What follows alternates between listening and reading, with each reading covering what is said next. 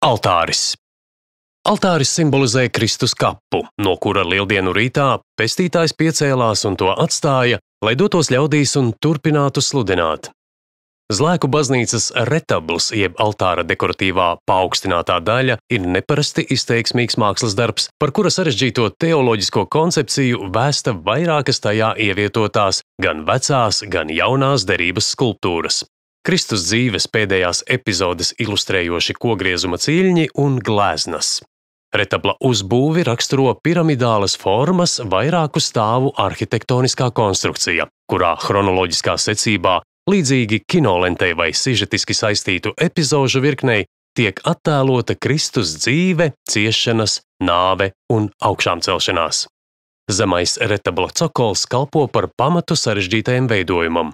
Jēdzieni pamatakmens, pamats, baznīcas radīšanas kontekstā ir metaforiski saistāmi ar muižas īpašnieku nopelniem dievnama celšanā. Retabla pamats ar muižnieku dzimtas ģerboņiem uz tā izceļ baznīcas pamatlicēju, dibinātāju un finansētāju lomu. Nišā retabla kreisajā pusē ievietota vecās derības pravieša Mūzes skulptūra liecina par viņa nozīmīgo starpnieka lomu kristīgās ētikas pamatprincipu 10 baušļu saņemšanā tieši no dieva rokām. Retabla labās puses nišā ievietotās vecās derības priestera Ārona skulptūras jēga ir atgādināt par derību, kuru viņš slēdza ar Dievu visu ticīgo vārdā. Starp šīm abām skulptūrām viens virs otra atrodas 2 sižetiski ciļņi, kas izkrāsoti līdzīgi kā glezna un attiecas uz Kristus dzīves nozīmīgākajām epizodēm – lūgšanu Ģedzemanes dārzā un svētā vakarēdiena rituāla iedibināšanu garīgai vienotībai ar pestītāju. Retabla apakšmalā redzamas 2 nelielas skulptūriņas, kuras renesanses tēlniecībai raksturīgajā puskailu cilvēku veidolā pauž kristīgās ētikas pamatprincipu, ticības un cerības alegorisko jēgu.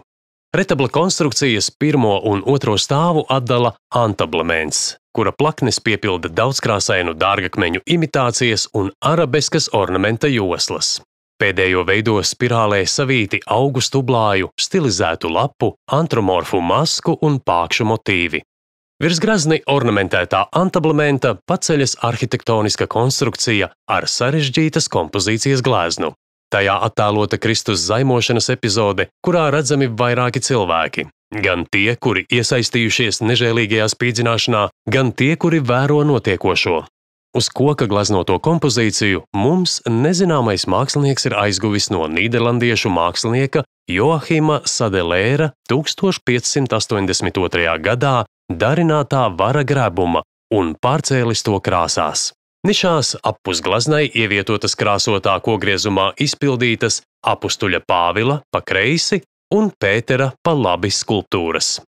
Retabla virsotni noslēdz dekoratīvu ornamentu apņemts postaments, virs kura paceļas krucifiks. Zeltītā skulptūriņa postamenta kreisajā pusē attēlo raudošo Mariju, Kristus māti, bet labajā pusē ar augšup vērstu skatienu redzams apustulis Jānis.